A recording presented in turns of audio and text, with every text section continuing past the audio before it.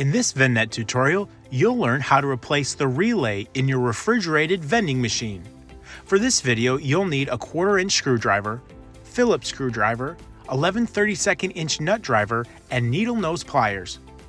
Open your machine and locate the power box. To start, make sure your machine is powered off.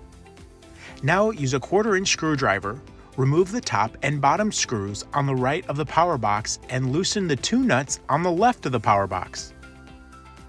Note that you only need to loosen the left nuts and do not remove them completely. Next, pull out the second tray from the bottom and remove the power box from the machine and set it down on the top of the tray. Using an 11 32nd-inch nut driver, loosen these 2 nuts holding the relay to the power box. Now rotate the power box and use a Phillips screwdriver to remove these screws while holding the nuts on the other side. We recommend taking a picture of your relay connections before completing these next steps. Grab your new relay device. Remove the connections from your old relay and connect them to your new relay. We recommend doing this one by one to avoid errors and confusion.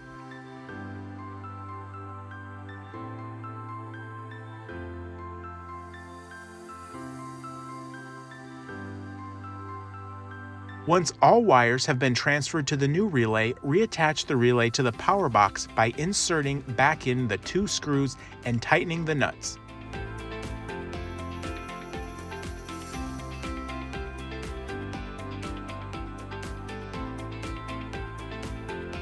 Then slide the power box back into the machine. Tighten the 2 left and 2 right screws up with a 1/4-inch screwdriver.